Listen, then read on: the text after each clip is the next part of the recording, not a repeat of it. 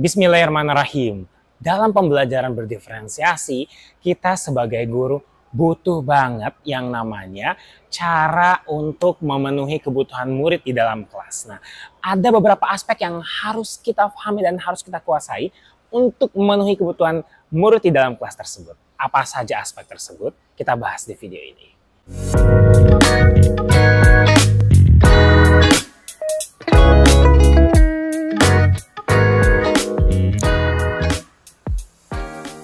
Saya Cecep Hasanuddin. Ada 3 aspek yang harus orang guru saat ini kuasai dalam memimpin kelas, begitu ya, memimpin murid-muridnya di dalam kelas. Karena dalam pembelajaran berdiferensiasi kita tidak bisa berjalan, kita tidak bisa mengajar di dalam kelas kalau kita tidak bisa memanfaatkan setiap aspek-aspek yang ada.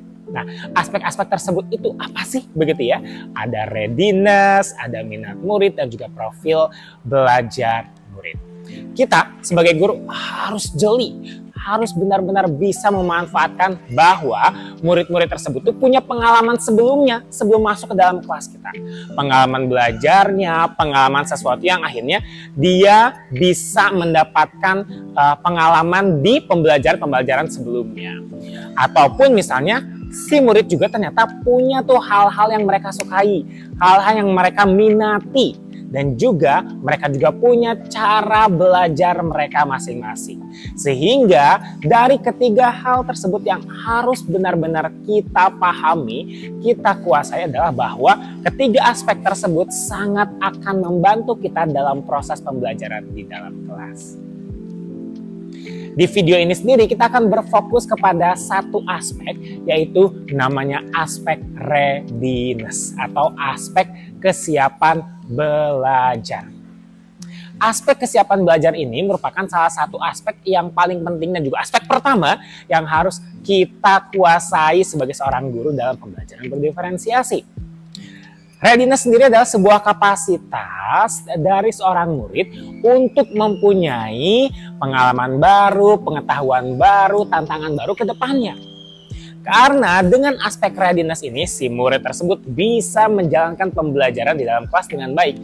Dan pastinya tujuan pembelajaran juga bisa didapatkan oleh murid-murid tersebut. Kita contohkan sedikit terkait dengan kesiapan belajar ataupun readiness ini. Saya misalnya punya contoh ada seorang guru bahasa Inggris. Seorang guru bahasa Inggris ini misalnya baru masuk nih ke dalam kelas. Masih sangat buta dengan murid-muridnya di dalam kelas. Masih harus banyak yang namanya adaptasi dan juga lainnya dalam proses pembelajaran. Nah, readiness ini bisa dimanfaatkan oleh guru tersebut. Bagaimana caranya? Misalnya, guru tersebut membuat sebuah teks, menyiapkan sebuah teks deskriptif terlebih dahulu. Misalnya, mau tes deskriptif, mau tes eksposisi, mau tes naratif, teks naratif, ataupun teks-teks lainnya, terserah. Yang penting bisa dijadikan contoh.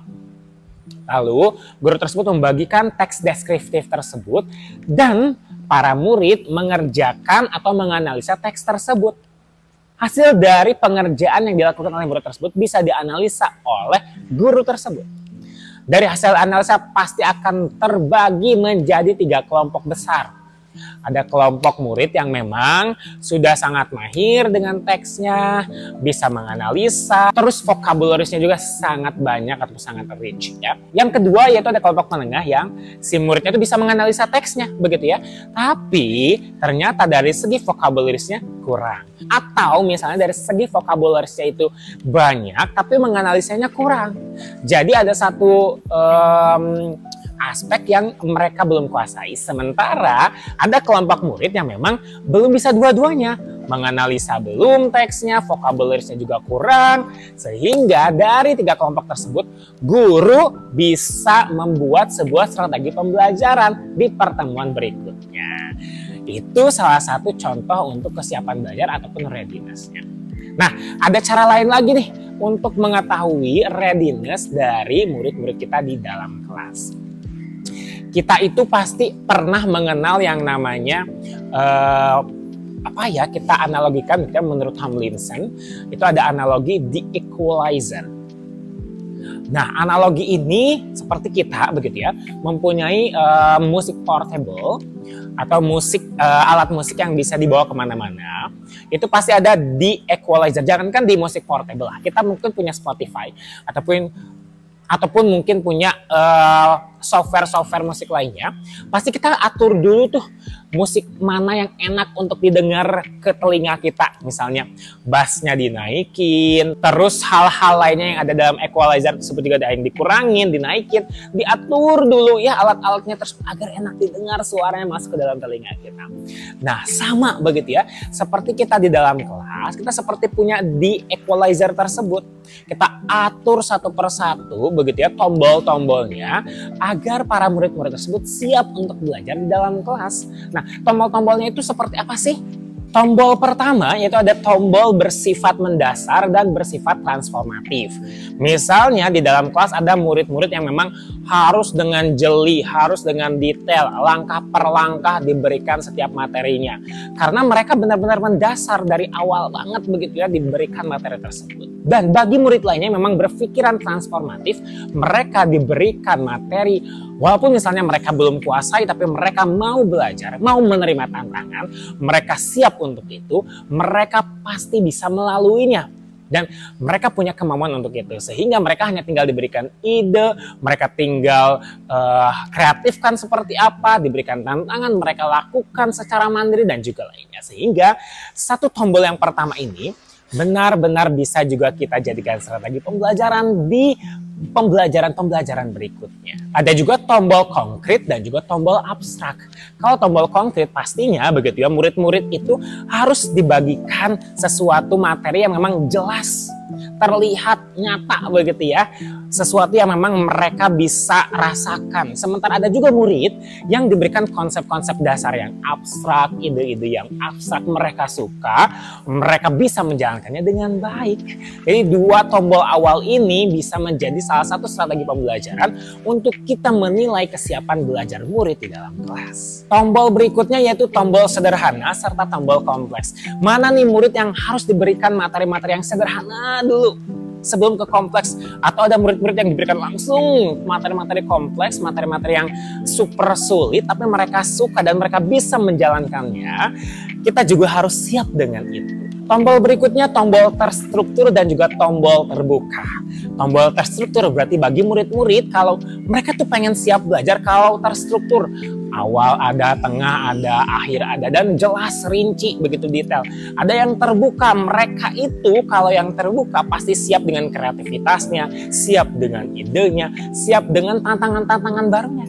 Tombol kelima yaitu dependent dan independent atau tergantung serta mandiri. Banyak nih pasti kita sering melihat di dalam kelas yang murid-murid yang selalu nanya ke gurunya, "Bu, ini apa, ini bagaimana, itu gimana, ini apa syaratnya," dan lain-lain. Ada juga murid yang memang tanpa ada dukungan guru pun dia bisa mengerjakan pembelajarannya dengan baik karena dia bisa mengerjakannya secara mandiri.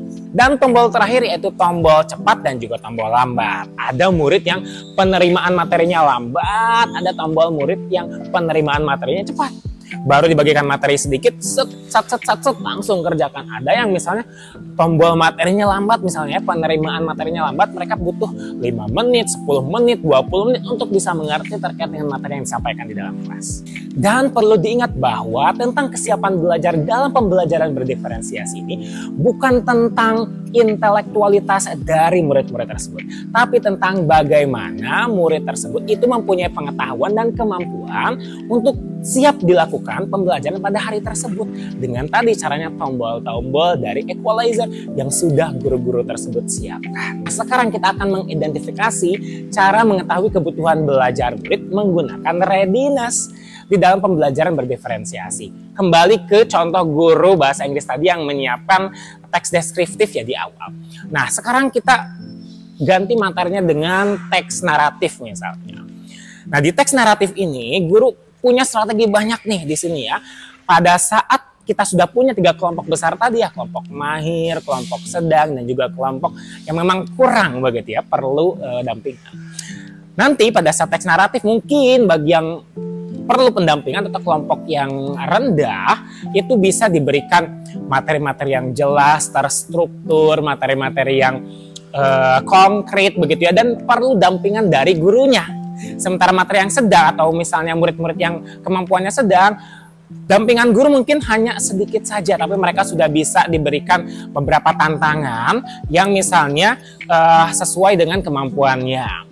Jadi nanti ada yang misalnya vocabulary-nya bagus begitu ya, mereka akan diberikan topik yang memang butuh rich vocabulary yang banyak, atau yang memang bagi murid yang memang bagusnya di analisa, mungkin ada teks yang sedikit lebih kompleks dibanding untuk kelompok yang kurang tadi.